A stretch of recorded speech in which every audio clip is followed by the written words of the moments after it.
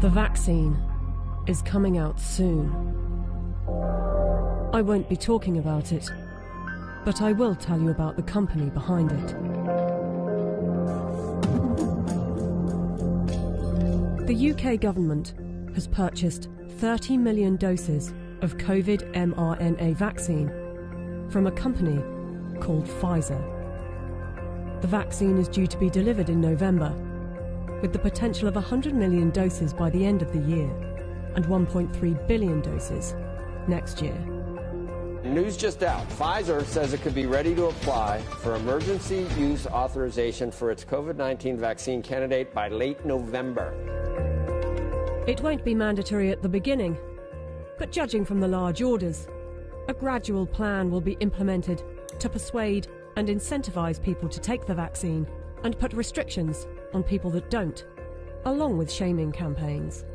I want to tell them that their decision, they need to understand, will not affect only their lives, which at the end of the day, it is their judgment, but will affect the lives of others. Because if they don't vaccinate, they will become the weak link that will allow this virus to replicate. Some will say that this is conspiracy theory, so let's just stick to the facts. The government trusted Pfizer to vaccinate the British people, so it's logical to want to inquire into the company's track record in safety and ethics. After all, they must be trustworthy in fighting for humanity, right?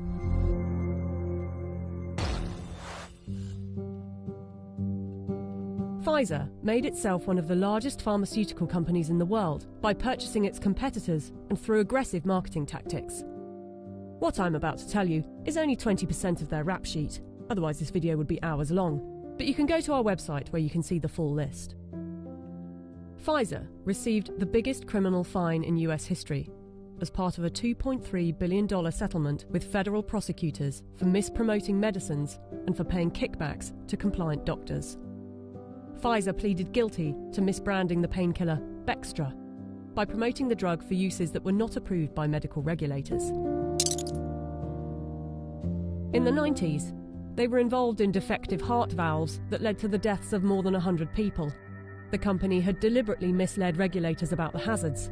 The company agreed to pay $10.75 million to settle Justice Department charges. Pfizer also had a class action suit with a $60 million settlement over Resolin, diabetes medication, that resulted in patients dying from acute liver failure, said to be caused by the drug.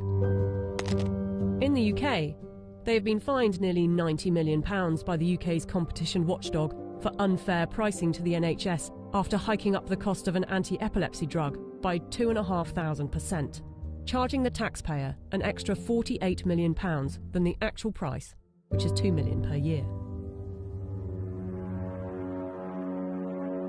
Buying competitors and mis-selling drugs weren't the only factors in making them the giant of a company they are.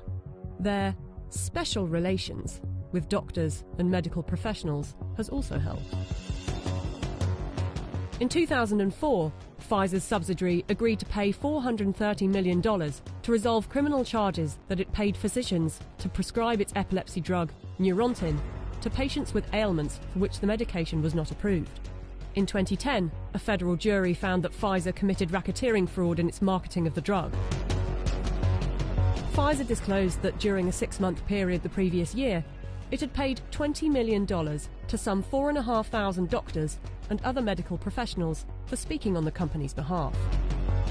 In 2012, the US Securities and Exchange Commission announced that it had reached a $45 million settlement with Pfizer to resolve charges that its subsidiaries had bribed overseas doctors and other healthcare professionals to increase foreign sales. But some of you might say they are a business and they don't get to make billions a year by not being competitive. They're still trying to help humanity. Pfizer was sued in a US federal court by Nigerian families who accused the company of testing a dangerous new antibiotic called Trovan on children without parents' consent and using their children as human guinea pigs. A panel of medical experts concluded that Pfizer had violated international law, and the company agreed to pay $75 million to settle the lawsuits in Nigerian courts. The US case was settled for an undisclosed amount. Amid widespread criticism of high pricing for poor countries, and in particular AIDS medications, Pfizer offered to donate a 2-year supply of its drug, Diflucan, worth $50 million to the South African government. Yet in 2003, Pfizer backed away from the company's plan to license its AIDS drug for low-cost distribution in poor countries. The list goes on. I don't want to bore you with it. But ask yourself, if it was a car manufacturer, would you buy a car from them? We plan to honor our history, and we will only bring to the world a vaccine that has been proven safe and efficacious. If Pfizer is trustworthy enough to be given one of the keys to vaccinate the population with something that was knocked up in a few months, and with such a track record for safety and ethics, I know what I think. Do you?